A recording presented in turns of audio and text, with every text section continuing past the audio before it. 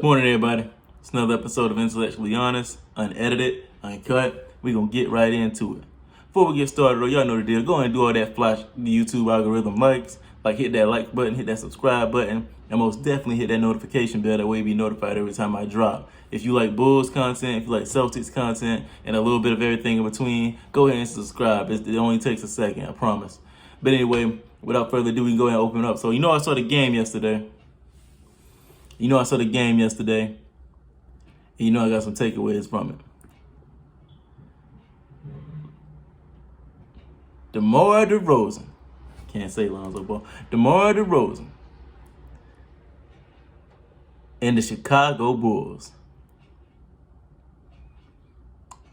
rode into Memphis, Tennessee to face Ja Morant and the up-and-coming, blazing hot Memphis Grizzlies.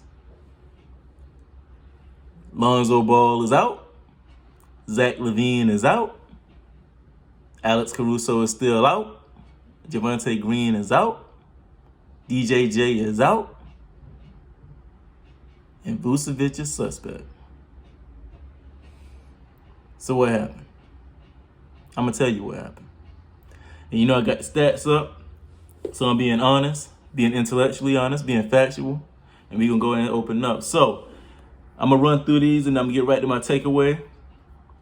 Starting out with Ayo Dosunmu, the hometown kid. He's a very talented rookie. I'll say this. I think the Bulls definitely got a steal with him. But without Lonzo Ball being there, without Zach LaVine being there, I don't think it's much he can really do to help DeMar DeRozan come out on top in a lot of these games. I just don't. But anyway, whatever. He had 15 points, 10 rebounds, 6 assists, 5 steals, 2 blocks. Stat sheet stuffing. Sheesh, that's some good stat sheet stuffing. 6 assists, 5 steals, and 2 blocks. This kid he's definitely the steal of the draft, it's looking like. Sheesh. 58% from the field, pretty good. 33% from 3, not that good.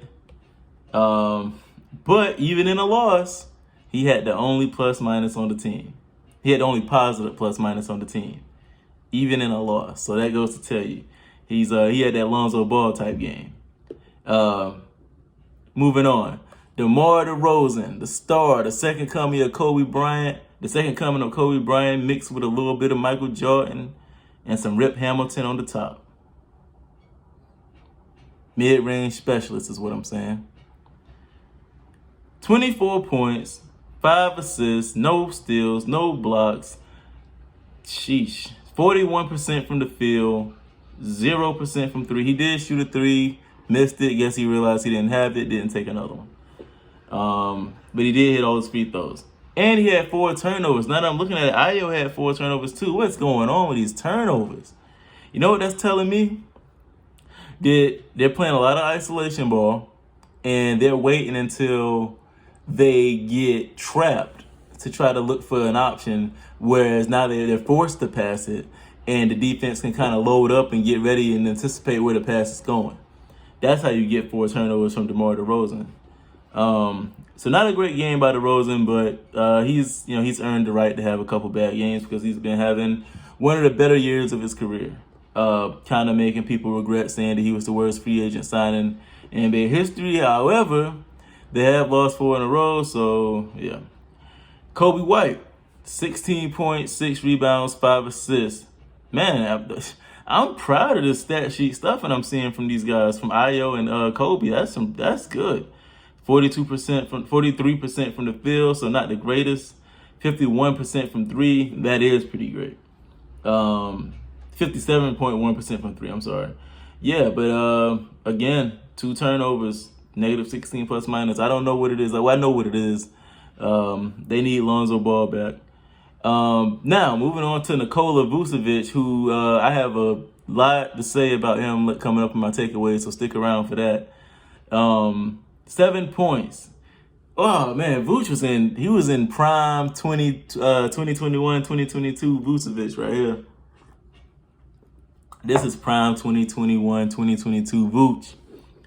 Look at this. 7 points, 10 rebounds, 3 assists, 2 steals, 2 blocks.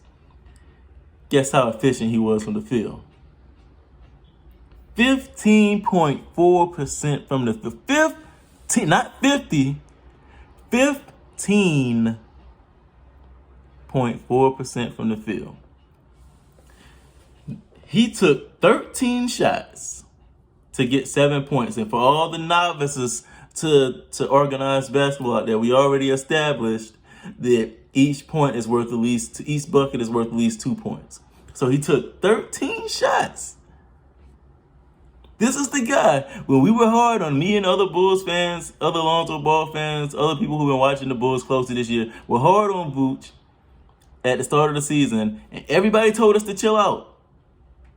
I will say that. I'm going to get to my takeaways. Let me get through these stats. So, 15% from the field. Very, very, very, very trash. 20% from 3. Also very, very, very, very trash. But he did have 8 rebounds. 8 defensive rebounds, 2 offensive rebounds. So that's good. Yeah. Trash game by Vooch. And McKinney didn't do anything noteworthy. I like this dude, Malcolm Hill. He's been doing a lot of positive things since we got him, really. I can definitely see him starting to cut into somebody's minutes if it comes to that. But if we being real, everybody's minutes is getting cut once the Bulls get back home. If anybody knows in the comments what's going on with Caruso, let me know too. I know I can look it up, but it kind of just crossed my mind. I don't really know what's broken on him or what's sprained, or what's pulled, or what's ruptured. I don't know. So let me know what's going on with Caruso, because he's been out for a long time. Troy Brown Jr., the bench came through. They tried to come through. I'm looking at Malcolm Tom, what's the dude? Matt Thomas, jeez. Troy Brown Jr., all these guys, they pretty decent scoring off the bench, actually. And the Bulls still lost by 13. So, I got a few takeaways from this game. It's not going to be a long video, just a few takeaways. First takeaway is, I guess it should be obvious, DeMar DeRozan cannot win these games without at least Lonzo or Zach LaVine out there with him. That's just what it is. And I know people are going to say, oh, well, he doesn't have his help. He doesn't have it. He is 2 All-Stars out there, man. You got 2 All-Stars. An MVP candidate. I think Steph Curry is the clear-cut MVP, but I've been wrong before. But yeah, he's in the conversation. So you got DeMar DeRozan, who's the MVP candidate, and Vucevic, who's a star center. Before anybody jumps in here and say he don't got no help, DeRozan cannot be relied upon to carry your team over the top. He just can't. Now, I'm not going to kill DeRozan for this, because for what it's worth, he is missing Zach and he is missing Lonzo. And you can't overstate that. But I don't want to sit here. What I don't want to do is sit here and act like the Bulls are just helpless when they got all this help from Ayo. Kobe had a pretty efficient shooting night from the 3.